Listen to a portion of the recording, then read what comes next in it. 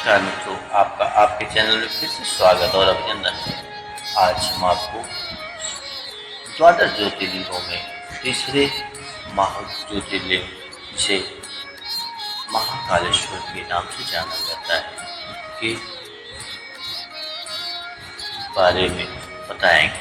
महाकालेश्वर मंदिर भारत के 12 ज्योतिर्लिंगों में से एक है। यह मध्य प्रदेश राज्य के उज्जैन नगर में स्थित है। महाकालेश्वर भगवान का प्रमुख मंदिर है। पुराणों, महाभारत और कालिदास जैसे महाकवियों की रचनाओं में इस मंदिर का मनोहर वर्णन मिलता है।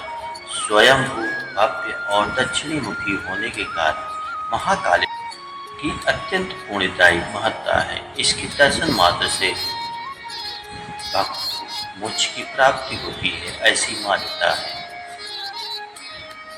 1235 ईस्वी में इल्तुतमिश के द्वारा इस प्राचीन मंदिर का विध्वंस किए जाने के बाद यहाँ जो भी शासक रहे हैं, उन्होंने इस मंदिर के उद्धार और सौंदर्यीकरण की ओर विशेष ध्यान दिया। इसलिए मंदिर अपने वर्तमान स्वरूप को प्राप्त हो सका। प्रतिवर्ष और सिंहस्थ के पूर्व इस मंदिर को सुसज्जित किया जाता है।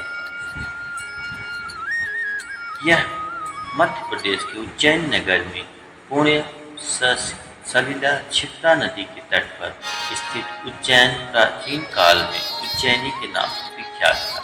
इसे अवंतिकापुरी भी कहते थे। यह भारत की परम पवित्र सप्त पुरियों में एक है। महाभारत, शिव पुराण और स्कंद पुराण में महाकाल ज्योतिर्लिंग महिमा का पूरे विस्तार के साथ वर्णन किया गया है। इस ज्योतिर्लिंग की कथा पुराणों में इस प्रकार वर्णित है। प्राचीन काल में उज्जैनी में राजा चंद्रसेन राज्य करते थे। वह परम शिव भक्त थे। एक दिन श्रीकर नामक एक 5 वर्ष का गोप बालक अपनी माँ के साथ उधर से गुजर रहा था। राजा का शिव पूजन देखकर उसे बहुत विस्मय हुआ और कौतूहल भी हुआ। वह स्वयं उसी प्रकार की सामग्रियों से शिव पूजन करने के लिए लालयित हुआ। सामग्री और साधन को न जुटा पाने पर लौटते समय उसने रास्ते से एक पत्थर का टुकड़ा उठा लिया। घर आकर उसी पत्थर को शिव के रूप में स्थापित कर पुष्प, चंदन आदि से परम श्रद्धापूर्वक उसकी पूजा करने लगा। माता भोजन करने के लिए बुलाने आई, किंतु वह पूजा छोड़कर उठने के लिए किसी भी प्रकार तैयार नहीं हुआ। अंत में माता ने झल्लाकर वह पत्थर का टुकड़ा उठाकर दूर फेंक दिया। इससे बहुत ही दुखी होकर वह बालक जोर जोर से भगवान शिव को पुकारता हुआ रोने लगा। अंत में वह बालक रोते रोते बेहोश होकर वहीं पृथ्वी पर गिर गया। बालक की अपने प्रति यह भक्त और प्रेम देखकर भोलेनाथ भगवान शिव अत्यंत प्रसन्न हो गए। बालक जैसे ही होश में आया और अपने नेत्र को खोलता है तो देखता है कि उसके सामने एक बहुत ही भव्य और विशाल स्वर्ण और रत्नों से बना हुआ मंदिर खड़ा हुआ है। उस मंदिर के अंदर एक बहुत ही प्रकाशपूर्ण भास्वर तेजस्वी ज्योतिर्लिंग खड़ा है। बच्चा प्रसन्नता और आनंद से भाव विभोर होकर भगवान शिव की स्तुति करने लगता है।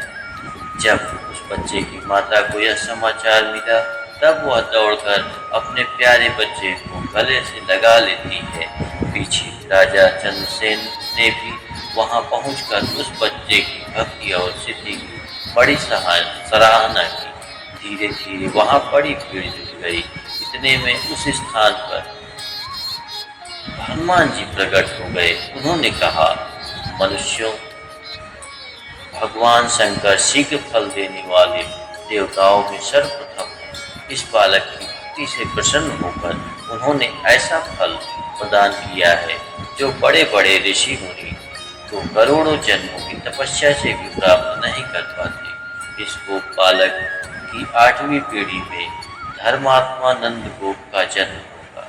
द्वापर युग में भगवान विष्णु कृष्णावतार लेकर उनके यहाँ तरह तरह की लीलाएं करेंगे।